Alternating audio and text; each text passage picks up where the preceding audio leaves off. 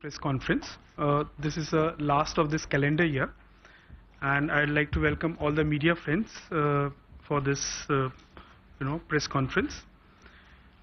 We have with us Honorable Governor Shri Shaktikanta, Deputy Governors Dr. M.D. Patra, Shri M. Rajeshwar Rao, Shri T. Ravi Shankar, and Shri J. Swaminathan. Also with them are our senior colleagues, Dr. O.P. Mal, Executive Director, Dr. Rajiv Ranjan, Executive Director. So we'll begin the press conference with your opening remarks. So may I request you to do the opening remarks? Good morning. Thank you all of you for being here. And I think in future, just Governor will be better than Honorable Governor. So, okay, I would like to make a few observations to capture the essence of today's monetary policy. And I would like to make a few points. First, the years 2020 to 2023 will perhaps go down in history as a period of great volatility. Number two, India's GDP growth remains resilient and robust as reflected in our projection of 7% growth for the current year. Third, on the inflation front, the summer of 22 is behind us. We have made significant progress in bringing down inflation. The steady decline in core inflation indicates that monetary policy is working. But don't rush into any conclusion. Please wait for the next point. The fourth point is, moving forward, inflation management cannot be on autopilot. The future path is expected to be clouded by uncertain food prices. CPI data for November is expected to be high. 5. The MPC will be highly alert to any signs of derailing of the ongoing disinflation process. Based on evolving situation, the MPC will take appropriate action to reach the 4% target. 6. Liquidity will be actively managed consistent with monetary policy. 7. The balance sheet of the financial sector remains robust. Sectoral and institution-specific signs of stress are being proactively monitored and addressed. We do not wait for the house to catch fire and then act. Prudence at all times is our guiding philosophy. 8. Current account deficit is expected to be modest and comfortably financed. 9. Foreign exchange reserves at $604 billion provide a strong buffer against global spillovers. 10. The stability of the Indian rupee reflects the improving macroeconomic fundamentals of the Indian economy and its resilience in the face of formidable global tsunamis. I'll stop here. Thank you. Thank you, sir, for those opening And what I propose to do is that, a copy of this we will just upload in our website so that it is easy for, all of you to do the reporting. Thank you. Thank you, sir, for those opening remarks. Before we go ahead, may I request my media colleagues, please wait for your turn to be called out and restrict yourself to one question each. If time permits, then we'll go for another question. Sir, I'll begin by inviting Mr. M. Govardhan Rangan from Economic Times to ask his question. Good afternoon, Governor. This time, in terms of monetary policy, you have taken out all the surprises. It's kind of more than what the market asked for. So we move to the next topic that you interest in terms of the financial stability. When you say that you won't wait for the house to catch fire. So last time you saw some smoke in unsecured loans and doused it. So which are the areas where you see smoke now, in the sense for you to say that you won't wait for the house to catch fire? Thanks. You see, as a part of our supervision and as a part of our very close and proactive monitoring of the financial sector and individual financial institutions, our endeavor is always to remain up to date, we have deepened our supervisory methods. Our endeavor is also to use or try to use the smell test also. I have talked about it earlier. So whenever we smell any stress building up anywhere at the system level or at individual entity level, we deal with it in the appropriate way. Yearly, you are warning about the unsecured loans for quite some time before you acted. Is there any segment that where you feel there is a warning unnecessary now? No, I cannot spell out. As and when something like that becomes necessary, we will act. At this point of time, as I have said in my statement today, that the balance sheet of the Indian financial sector continues to be robust. And all the financial parameters of NBFCs and banks at the system level as well as at individual level, they also continue to be well above the minimum regulatory parameters, whether it is in terms of capital adequacy or in terms of provisioning for bad loans, or even on issues of even on the parameter of profitability. Thank you, sir. I'll move on to Ms. Lata Venkatesh from CNBC-TV. Thank you, Yogesh. And thank you, Governor, for asking people to drop the word honorable. I think that's an extremely honorable statement to make. Thank you for that. So questions. For the first time, you have used the words, regulators should also be mindful of over-tightening. Can we therefore expect the interbank call rate to come towards the repo rate of 6.5? It has been at 6.75 for the better part of a couple of months. On the issue of financial stability, you have just said that connected lending framework will be to strengthen the pricing and management of credit by banks. Does this mean that there will be a little more tightening?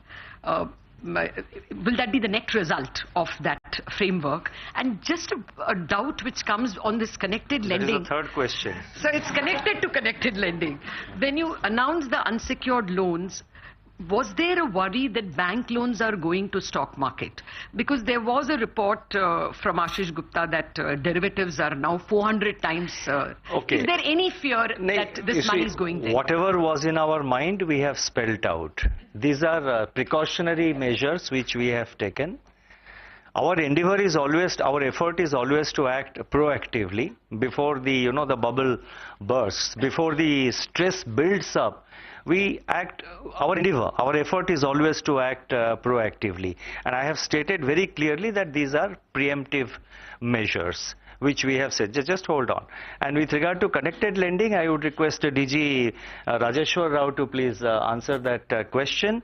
And with regard to the other thing which you said about... mindful of over-tightening. That over-tightening, we always take a balanced call. I would request DG Michael Patra to reply that. I will supplement thereafter if need be. So first DG Rajeshwar Rao and then DG Michael Patra. Thank you, Governor. I think there is a bit of a misunderstanding between interconnectedness and connected lending. When we talk about connected lending, it's essentially the lending to persons who have the position to control or influence the decision of a lender. So it is in that context that this guideline on connected lending is being conceived of. Right now the regulations vary between the regulated entities. There are scattered provisions. So in order to bring about uniformity in the process of these regulations, we are coming out with some draft guidelines which will help to clarify the position and have a uniformity in the regulatory approach to connected lending amongst all regulated entities. If you've noticed, in the first few days of December, the call rate has already started gravitating towards the repo rate, and in fact on the 4th or 5th it was 6.45 sub-repo, and you will see that this is coincidental with government spending. Government balances have been coming down, and therefore, so the previous tightness was also associated with a build-up of balances. Okay, and on the over-tightening, I think I'll let the author. You see, we have always tried to take a balanced call. And this is not the first time that we have said. What is our monetary policy as prescribed in the law? Primary target is price control in terms of maintaining 4% inflation, which I have emphasized. I have emphasized it very clearly in my statement that 4% is our target. I mentioned it again here in my opening remarks. And the law also requires that we have to keep in mind the objective of growth. Last year in May, we spelled out that when we shifted our focus from, when we shifted our focus and prioritized inflation over growth, that same approach continues. There is no change in that stance. It is to place things in the particular perspective. I have tried to explain the overall approach that central banks adopt, and in particular the approach that Reserve Bank has been approaching. Our decisions, as I have said, are dependent on two major parameters, that is inflation and growth. Inflation is our top priority now. We have still a distance to cover to reach 4%. So therefore, the use of the risk of over-tightening should be read along with the previous part, the previous sentence, where I think I have said that a few months of good data should not push us into some kind of a complacency. And the fact that inflation has come within the target range also should not lead to any kind of complacency. So a mention of the word over-tightening should not be read as, it would be wrong to think or assume that a change of our approach, or that, any kind of loosening, etc. is round the corner. That's not on the table at the moment. Let me be very clear. It's not at all on the table. Look at the inflation numbers. We have said, look at the inflation trajectory. So we still have a distance to cover. Was the stock market exuberance one reason? Do you fear bank money going there?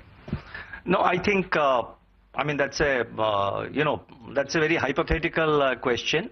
There have been anecdotal write-ups, but we are mindful of all possible, we are mindful of all possible risks building up. For stock markets, there is a stock market regulator. The stock market regulator, that is SEBI, monitors what is happening in the stock markets. And if there is something happening which is of concern to the SEBI, or it comes to the notice of SEBI, I am sure they will bring it to our notice. Thank you, sirs. I'll move on to Mr. Ankur Mishra from ET Now to ask his question.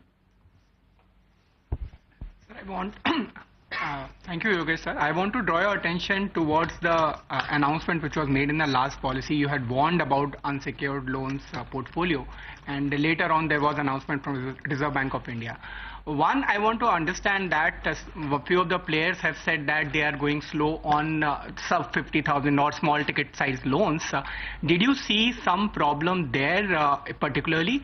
And another thing, NBFCs had also claimed to have reached out to you regarding the problem which will be arising out after the circular which you have issued. Is there some rethinking? Have you done some discussion? Would you like to take that question? Thank you, Governor. See, as it was mentioned while making that announcement itself, that it's a preemptive measure to bring certain prudence and to bring an end to any sort of exuberance that may be exhibited by certain lenders. And the effort was made over the previous 3-4 months by way of sensitizing the players to put adequate internal control measures to ensure that the risk buildup is avoided. As the market was not responding enough to that, there was necessity for, as we had mentioned earlier, that we watched the data, and basis the data we have taken certain measure to strengthen the prudential measures that the regulated entities have to put in place. So it is too early to see or pass a conclusion as to what sort of effect it is taking, but at least from our interactions with the market participants, the financial system, as well as some of the articles, are alluding to the fact that there are risk management practices are getting better, underwriting is getting better, and any business model that is likely to throw up an enhanced risk is curtailed. So that is our intention. So it is not to curtail the growth, and we have taken care to exclude growth drivers, the segments like home loans or vehicle loans or to the small borrowers or to SHG. Those segments have been kept outside of this purview.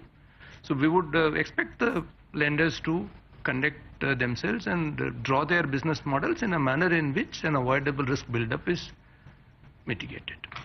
After your assessment, sorry sir, after your assessment, is there also consideration, as I mentioned about NBFCs, that you are having some kind of discussion with problems which are faced? See, essentially these measures were intended to address the interconnectedness that was building up within the financial system, and also to curtail, because as we had highlighted, it was growing at about 24-25% on a year-on-year basis as compared to the rest of the system that was growing at about 12-14%. So that particular segment of bank lending to NBFC had to be kind of calibrated, so that we have tried doing it through the risk weight, and also the NBFC's growth in certain segments was an outlier. Again, that particular segment we have to add risk weight. So it's a kind of a prudential measure at this point in time. It is not to deny liquidity, it is not to ration the lending. It's only we would like the lenders to have adequate risk weights put in place, limits to be set in place for a prudential monitoring. That's all.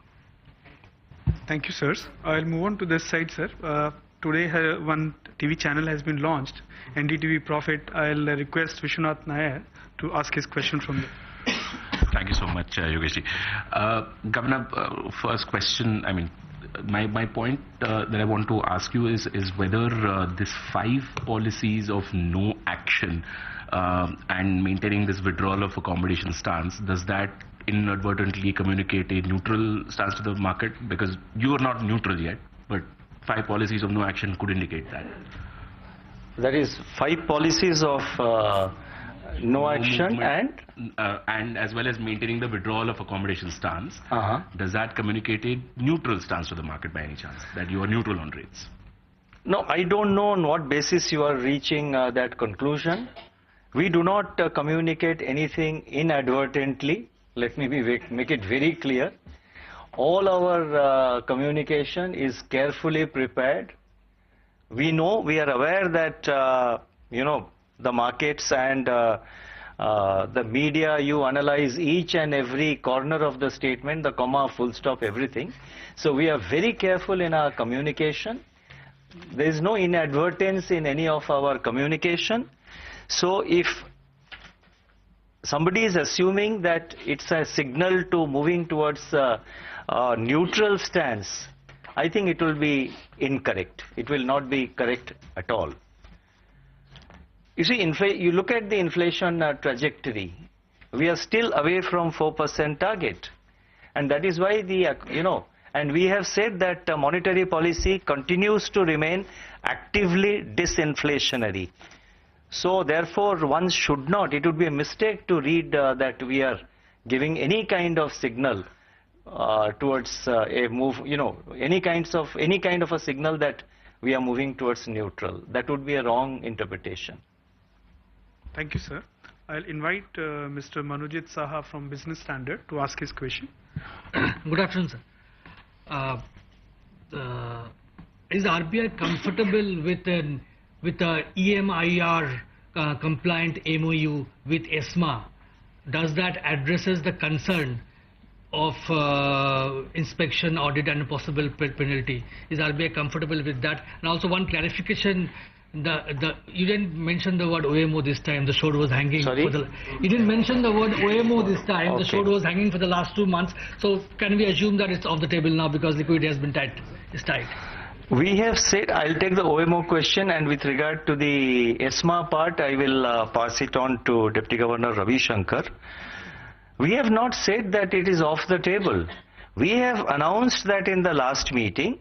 We have said that due to certain factors which are not in our control, it is very clearly mentioned in the statement, certain factors which are not in our control, like the demand for currency during the festival season, the build-up of cash balances in the government, which of course have now started coming down because government spending has picked up. There are certain factors which are beyond our control. And based on market movement, we also make market interventions which have impact on liquidity. All that I have said in the statement is that the need to deploy this instrument has not arisen. Beyond that, I have not said that it is off the table. That instrument remains very much on the table, that is always in Arjuna's quiver. It will be used if and when required, depending on the evolving liquidity conditions. I would request DG Ravi Shankar to take the other part of the question. Thank you, sir. We believe these MOUs or agreements with respect to market infrastructure agencies like CCIL should be underpinned by the word that is used in their regulations, cooperation. There should be cooperation documents, cooperative documents. And in that respect, we believe that they should follow the principle of mutual respect, one, and principle of mutual trust. They should also be characterized by the principle of deference to local regulation. In other words, we are not comfortable with, with regulations anywhere which are characterized by extraterritorial jurisdiction. So and the one we signed with Bank of England, it's there on the website, you would have gone through, you would have noticed that the emphasis is on deference and cooperation. Thank you, sirs. I'll move on to Mr. Shayan Ghosh from the Mint. That's it.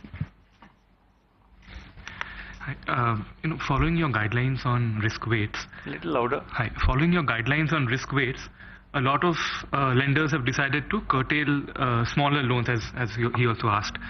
But then do you think that the sudden closure of the tap would affect that section of borrowers who were so far dependent on that? That's one. Second question, sir, is that there have been a lot of instances of cooperative bank board changes recently, then ED raids and all that. So, as a regulator, how do you tackle the cases of corporate governance issues at the cooperative bank level? Thank you. With regard to ED rates, etc., I cannot make any comment. It is, that's an independent autonomous body. But with regard to the other two components of your question, I would request DG Rajeshwar Rao and Swaminathan between themselves. You can, between the two DGs, you can take those questions. I think the first point about the risk weights, I think this, as already mentioned, it's essentially a prudential measure to curb growth or moderate the credit growth in certain specific sectors. It is not tantamount to turning off the tap. The tap is open, but only thing maybe the pressure has been reduced a bit. So I don't think that is really the intention, and not unlikely to be the outcome of the measure which we have actually announced. Now coming to the governance issues, I think broadly we say that through the supervisory process we have a close monitoring of the various parameters of the functioning of the regulated entities, which includes governance, business models, risk management, compliance, etc. So it is a package which monitors the entire functioning of these regulated entities. So if there are certain concerns about the regulated entity insofar as governance is concerned, action would be, there would be an engagement with the concerned entity to take appropriate action as may be necessary. Mr. Swaminathan. Thank you. Just to supplement on that, on this up to 50,000 category, to put a context to it, the composition of that particular segment is less than 0.5% of the total outstandings. So while of course it may be dealing with a lot of number of people, it's a segment that cannot pose great risk on its own, because the total quantum itself is less than 0.5%. That's in terms of the context part. The second is that we have, as I mentioned, that we have what we would like to curtail and expect the lending institutions to provide for more by way of additional risk weight is some of those consumption-led segments or unsecured credit which do not have a defined end use. We have taken care to exclude, to support whatever growth drivers are already there. So whatever lending that was taking place for which a clear end use was not visible or completely unsecured without a clear purpose is what will get curtailed. Basis this, there will be some recalibration of business models, also recalibration of the growth numbers. That is what is the intended effect of the regulation. So if it is playing out, I think that is only giving the intended results. And as DG MRR clarified, it is not our intention to deny or ration credit. I think there are enough headrooms available. The exposure framework permits adequate lending to be provided for supporting the growth. And on the second part, again to supplement on that, governance and effectiveness assurance function has been on top of our priority. So from a qualitative perspective, while of course quantitative parameters, the entire financial system looks very good at this point in time, what we would like to focus is on the qualitative parameters. So that is how you see, it has always been a focus area, but you might hear us more on governance and the effectiveness assurance functions, because we feel that strengthening of these two is what will ensure a continued stability of the financial system. So that's why the emphasis is. Thank you. Thank you, sirs. I'll request Ms. Shyama Mishra from Doordarshan to ask a question. Hi, Governor. Are there any external factors that are looking promising for the Indian economy? That are looking promising for the Indian economy. I think the major factor is that I think there is growing international confidence on India's economy. Our interaction with, my interactions with governors of other countries, our interaction with various other regulators and stakeholders and other investors in particular from other countries, major investors who visit India, and some of them do come to RBI and meet us. I think there is a growing confidence in the potential of Indian economy and India's capacity to grow. I think that is probably something which is which is really noteworthy. And with regard to that, also translates into another area, namely, I think confidence from the point of view of investment, making investment, confidence also from the point of view of, that is a kind of a confidence in the quality of Indian products, and more particularly the quality of India's services exports. There is a greater trust, confidence on the quality of our merchandise exports, on the quality of our services exports. That is the inherent quality and the strength of all that we are doing. Is there anything else you would like to add? That's all. Thank you, sir. Moving on to this side, I'll request Mr. Anup Roy from Bloomberg to ask his question. Thank you, sir. Sir, you are sounding very cautious about inflation, and previously you have said that we will not consider easing or think of easing before it settles around 4% on a sustainable basis. But going by the analysts, it is not going to happen before 2025.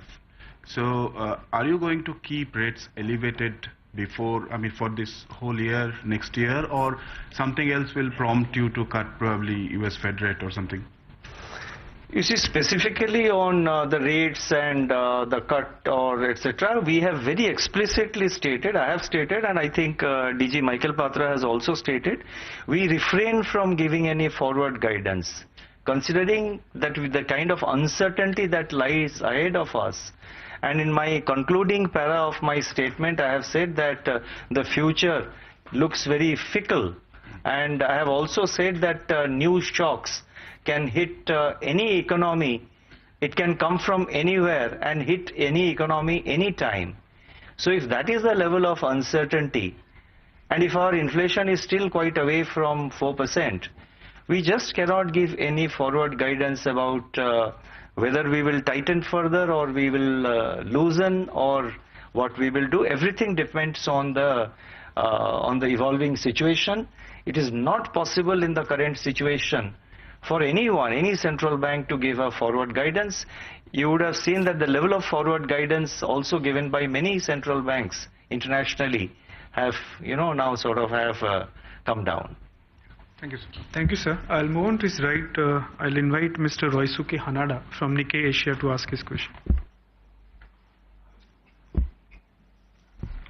I want to ask about the general assessment of the Indian economy. As everyone aware, the latest GDP statistics show the robust growth. However, at the same time, some private institutes reported that the jobless rate temporarily recorded over 10% in October. I understand it's not the government official statistic, but what do you think about the current and future expectation regarding the employment environment in India? We have analyzed all these aspects in great detail internally. I would request DG Michael Pathro to please take that question. There are now very credible official statistics on employment. So I will refer you to the periodic labor force survey, which is put out by the Government of India. That has been conducted since April 2017, so you have a consistent series right from 2017 July. And if you look at those data, which are available right up to September 2023, you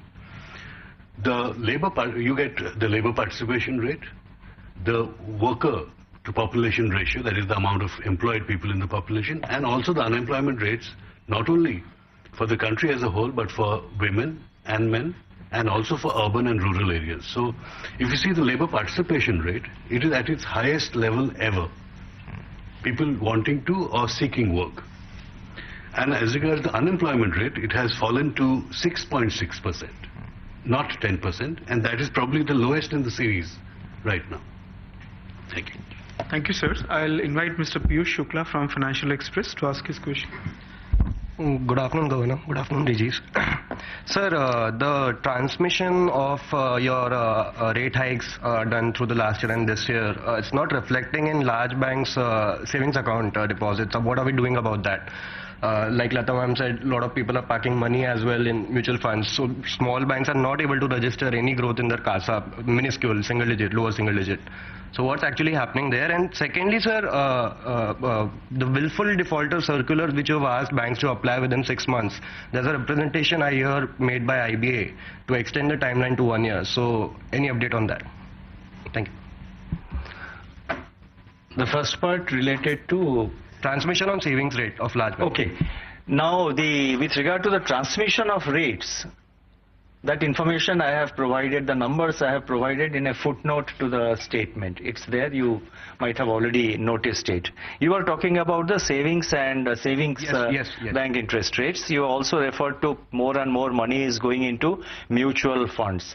Now that is the function of the economy, that is the function of the market, and that is a decision which each individual has to take where he wants to put his money, how much money he wants to keep in banks, how much money he wants to put in mutual funds, where all he is going to deploy his money or his savings. So we cannot really, have anything. I would not like to say anything on that.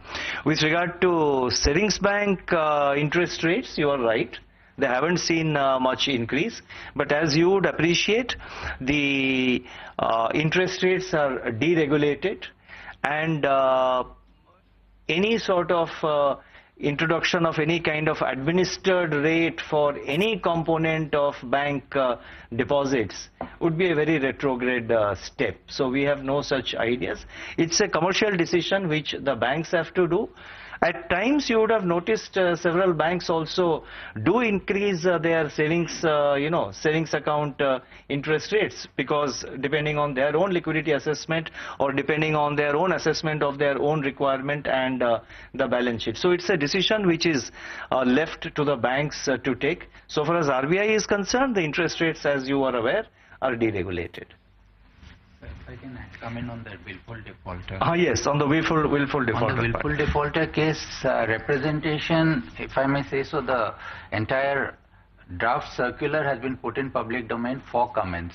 We have received feedback on the circular, and we are in the process of analyzing them before we refine and finalize the circular. So this feedback also will be factored in while taking a final decision on the circular. When will final circular come, sir? No, we are just in the process of analyzing, so shortly. Thank you, sir. I'll move on to the left. Mr. Mayur Shetty from the Times of India. Thank you, Yogesh. Governor, I wanted to know the thinking behind the announcement on the RBI providing cloud services.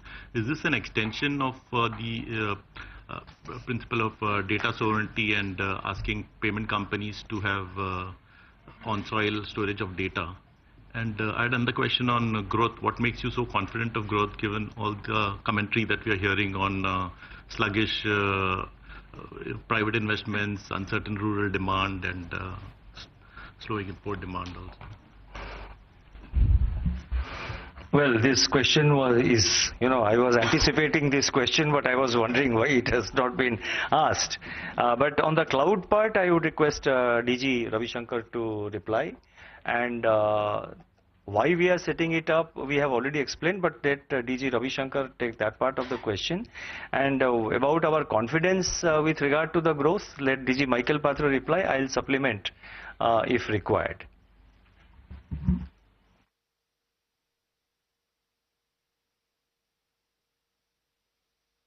Data is increasing, data storage, data processing. So efficiency is a major issue there. And currently, there is this data is sometimes kept in house on premises, sometimes in other clouds. We thought the basic driver behind this is to provide a structured, scalable data storage and data processing facility, which is why the cloud has been talked about. The idea is to ensure security, integrity and safety of data. It has got nothing to do with data sovereignty that you have referred to here. What services will be provided and all will be determined in the course of time, whether it will be infrastructure as a service, which is a storage, or whether it will be platforms that will be provided, whether it will be software that will be provided. Especially for smaller entities, cooperative banks and those things. This provides a lot of efficiency in terms of scale, because for each one to maintain their database and all that would involve a large amount of investment, skill and all that, which this cloud is expected to provide. This cloud will be owned by financial sector entities, as we have clarified, going forward. At this point of time, our idea is to just give it a push, let it start out, and then let the system manage. Like a digital public infrastructure. It's like a digital public infrastructure. Should be at the NPCI or? No, we have said that at this point of time, IFTAS will create it and run it. Going forward, it will shape. Yeah, on the growth part you can. Yeah. So as you know, the first half's estimates have beaten all estimates, including ours. And if you just sort of put that actual number and the projections we made in the last policy together, you will come with number close to 7 or at 7. 6.86. 6.8, so 6.9. Thank you. But if you look at October-November data, the high-frequency data which we use for our nowcasts, they are all very robust right now. So if you just take October-November data, you will exceed 7. So at the current time, 7 is like a conservative estimate. Thank you, sirs. I'll move on to, Ms. Swati Bhatt-Shetty from Thomson Reuters. But let me just, talk about, you talked about the rural demand you talked about now, and also you referred to capex, or perhaps I would like to touch upon it. Now, rural demand, despite late Kharif harvest in certain parts of the country, Kharif, the Rabi sowing, 2/3 of it is already complete. Secondly, we have also seen that the two-wheeler sales, they have posted a significant turnaround. And in fact, according to the data provided by the Federation of Automobile Dealers Association, FADA, for the 42 days festival period during October and November, the retail sales of two-wheeler recorded a growth of 20.7%. FMCG volumes in rural segment have also shown improvement. In fact, they are growing at about 6.4%. Right from the beginning of this financial year, right from April onwards, the rural demand for FMCG is steadily picking up. And as per the latest data, they have grown by about 6.4% in the second quarter, in the whole of second quarter. This is FMCG volumes in the rural sector. Then also very interestingly, the demand for MG Narega, Mahatma Gandhi Narega, that demand also has declined for the first time in this financial year during the month of November by about 4.6%. So that is why we are saying that there are signs that rural demand is also turning around. Now with regard to investment pickup, government capex continues to be very strong. In fact, the general government capex, that is capital expenditure undertaken by both central government as well as the state governments, they recorded a growth, capital expenditure of general government recorded a growth of 36.7% during the period April to October. In the first 7 months, from April to October, 36.7% growth in capital expenditure. Secondly, private capex is also showing signs of revival, particularly in sectors like petroleum, steel, cement and chemicals. Capacity utilization has now reached a kind of a threshold. In fact, it is higher than the long period average at 74. So it has reached a point where we can expect private investment also to start picking up. And already quite a bit of investment is taking place by private sector manufacturing companies. For example, as reflected in the fact that investment in fixed assets by listed private manufacturing companies, they registered a growth of 10.5% in the first half of the current financial year. And a number of companies we have, according to our survey and the inputs that we have received, many companies in the manufacturing sector are using their own internal reserves and surpluses to invest. They're not approaching the bank, or they're not resorting to any other kind of borrowing or raising funds. They are using their own internal reserves and surplus to investment. And then the high frequency indicators of investment, such as steel consumption and cement production, and very importantly imports of capital goods, they're also showing good growth. So all this, I think, indicates that the investment cycle should continue into the future. Thank you. Thank you. Sir, I just wanted to check. You mentioned in your statement today that FPI flows have started to pick up. They've also picked up on the debt side, and with India's on the debt side also flows have picked up. And with India's inclusion in the global bond index next year, we could expect further flows. So even if the overall flows into India are comfortable, would you require any kind of macroprudential norms? Say if there is heavy investment in, say, the benchmark paper or any individual paper, are you considering any of those factors, and how would RBI respond to those? Thank you. I think I have mentioned about it in some other event. Now, the impact of the bond, inclusion of India in the bond index, what impact, there are various assessments available.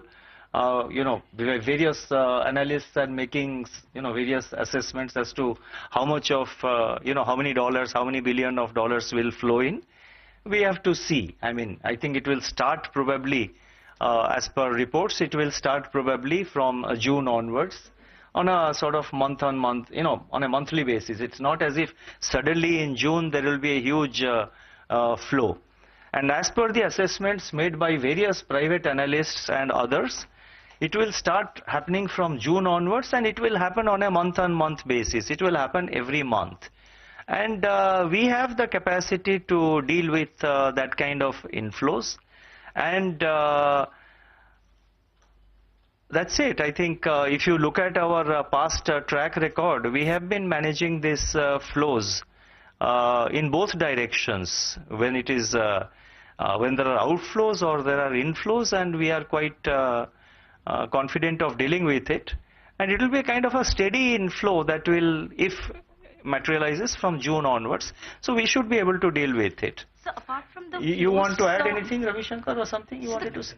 So just one question, I'm just clarifying my question. Yeah. So I was talking about, if there is heavy investment in one particular bond, would that be a matter of concern? Overall flows may be comfortable, you've been managing those, but say the benchmark bond, if say a percentage of ownership in one bond becomes very heavily foreign owned, is that going to be a cause of concern? Thank you. I think Ravi Shankar can take that question. I think we should cross the bridge when we come to it. Saying that what will happen if there is a lot of investment. Most central banks globally, we have not had that issue here before, but most central banks globally monitor the total holding in any particular security by any individual investors. So that's something we also monitor, but as I said, that's not something that we have had. If it comes, we will deal with it at that point in time. Just to say one other point, if you look at our history, the total amount that people say will come in through the bond index inclusion is between 20 to 25 billion dollar. I think as far back as in 2013, we lost about close to 20 billion dollars in a very short period of time without having too much of a problem. We manage that. So I think the concern that this could cause volatility and all that is a bit overblown. Apart from that, we have all the instruments necessary. The reserve levels are much higher. The parameters for our exposure or vulnerability are much better, and so on. So thank you. Thank you, sirs. I'll move on to Ms. Swati from Z Business to ask a question. Thank you, Yogesh. Governor, आपने जो connected lending के बारे में बात की है, उस पर थोड़ा इलैबोरेट करेंगे कैसे नया फ्रेमवर्क एग्जिस्टिंग कस्टमर्स को हेल्प कर सकता है, और साथ ही जो रेगुलेटरी फ्रेमवर्क की आप रिव्यूइंग की बात कर रहे हैं, which is going to bring in more improve access to smaller exposures, आप क्वांटिफाई कर सकते हैं स्मॉल यहाँ पर क्या है? स्मॉल एक्सपोजर्स जो आप रेगुलेटरी फ्रेमवर्क स्ट्रेंथन कर रहे हैं, जिससे जो छोटे एक्सपोजर्स है उसकी भी एक्सेस रेगुलेटर को बेटर रहे, स्मॉल को अगर हम क्वांटिफाई कर पाए. नहीं, बट जो कनेक्टेड लेंडिंग की जहां तक आप पूछ रहे हैं, connected lending deputy governor Rajeshwar Rao ने उन्होंने ऑलरेडी क्लैरिफाई कर चुके हैं. You see, connected lending has nothing to do with this interconnected issue. Connected lending का अभी भी गाइडलाइंस है. मान लीजिए कोई बैंक के डायरेक्टर है, अगर वो उसी बैंक से या दूसरे कोई बैंक से बोरो कर रहे हैं, या बेसिकली कनेक्टेड लेंडिंग का मतलब मीनिंग ये है कि अ पर्सन जो कि एक पोजीशन में है जहां पे वो बैंक का डिसीजन को इन्फ्लुएंस कर सके, उसको हम ब्रॉडली कनेक्टेड लेंडिंग कहते हैं. और there are two parties which are interrelated. A bank is lending to a party and there is an interrelationship already between the bank or that party. So that is called connected lending. Already we have guidelines. Connected lending के बारे में already guidelines है. Bank director, for example, bank directors जो है, directors of banks, अगर वो इसी एक particular monetary level के ऊपर अगर borrow कर रहे हैं, चाहे कोई भी बैंक हो, वो वो बैंक में it has to be the level it has to be taken to the board or to the वो prescribe किया हुआ है. So connected lending का मतलब जो है मीनिंग वही है. इंटरकनेक्टेड के साथ, इंटरकनेक्टेडनेस के साथ उसका कोई कनेक्शन नहीं है. Thank you. जो वेब एग्रीगेटर्स के लिए भी आपने जो डिजिटल लेंडिंग पर एक तरह से फोकस करने की बात की है, तो क्या ये रिस्ट्रेन करेगा या टाइटन करेगा स्मॉलर टिकट लोन्स को? Sir, will it affect that? You would like to take that? This is I would say this is actually a follow-up on the recommendations of the working group which was accepted by the Reserve Bank, working group on digital lending, which was accepted by the Reserve Bank last year. We had come out with guidelines. We said we will also look at regulating the web lending through the web platforms. So we are planning to come out with guidelines which will specify what will be the basic idea is the lending service platform, they may collect information from various sources and give the detail to the customer. But there could be a preference to certain things, certain other things may not be covered. So we will kind of give them some guidance on what should, so that the borrower has full transparency on what are the rates available to him. See, web aggregator जो function करेंगे वो उनको बिल्कुल it should be a neutral platform होनी चाहिए. Exactly. ये ना होना चाहिए कि उन्हें कोई थ्रू सम अदर मेथड वो एक पर्टिकुलर लोन प्रोडक्ट को वो मतलब पुश सेल करेंगे. सो हमारे नोटिस में कई सारे इंस्टेंसेस कुछ इंस्टेंसेस आए हैं, तो इसीलिए उसको we are trying to make it transparent, neutral and कोई मतलब मिस सेल ना होना चाहिए, नहीं होना चाहिए. At the same time borrower का डिसीजन पर इन्फ्लुएंस करने वाली भी उसमें कोई स्कोप नहीं होना चाहिए. Thank you, sir. So we'll take last few questions. Last few? Yes, sir. Okay. Because there have been some people who have been waiting very patiently. So I'll start with Hamsini Karthik from Hindu Business Line, followed by Hitesh Vyas, and with Mr. Pankaj Jaher from the Informers. These three? Okay. Hi, thank you. There seems to be a sort of growing reliance by most of the lenders, banks and NBFCs put together for risk-based pricing. This is both on the secured as well as the unsecured side. You have attacked the unsecured side through the RWA, but yet there is a sense that we can price the risk very well. At a regulatory level, is this something that you all are very comfortable with? And there is another layer to it on the secured loans, where we're seeing that the terminal value of assets are actually reducing in terms of their market value when they're put out vis-a-vis a new property. This is evident with cars, this is evident with home loans, etc. as well. But the pricing between the two is really shrinking. Whether we take mortgages versus LAP or second-hand cars versus new cars, it is shrinking. Is that a cause of concern for you? Understood. I think DG Swaminathan, I would request him to take that question. So essentially, risk weights have to be aligned with the type of the product and the segment to which it caters to. So the macroprudential level, the regulations try to segregate them on that principle, and then accordingly we ensure that the risk weights are assigned. So the lenders will accordingly calibrate their business models. So wherever we see a possible risk build-up, as a preemptive action that we have taken certain measure, and to remind you that these additional risk weights on some of the items are only bringing back what was actually prevalent pre-COVID. These segments were sort of a bit of relaxations were brought in to facilitate a very unusual situation. So they are now back to the normal numbers, apart from NBFC, which was a recent phenomena which we had to act upon. Okay, so that was the Reserve Bank of India top leadership, of course, addressing the media after announcing the monetary policy for December. In terms of some of the additional information that has come out through this press conference, first, the governor reiterated that, no change in rates for the last 5 policies is not to assume that the RBI in any way is indicating that they're moving towards a neutral stance. He said it is wrong to assume a change in our approach or any kind of loosening is around the corner. The target or the road to 4% inflation is long, and until they get there on a durable basis, there will be no change in the stance. He also clarified on the connected lending rules. Now, connected lending, he said, is very different from interconnectedness risk. And he said that this is more in relation to any person in a bank that may be in a position to influence the credit-making decision or any two interrelated parties. So some rules or guidelines which will be more unified and consolidated, that is something that is expected. And other than that, of course, very bullish on the growth, and in fact, even going to the extent of saying that the 7% GDP growth number for the year that they've given could also be a conservative estimate. On that note, we have a lot more to analyze, but we have to slip into a short break. But up next, we will continue our special RBI policy coverage with a whole host of guests to decode these additional statements and what they've made of the policy so far. So stay tuned for that.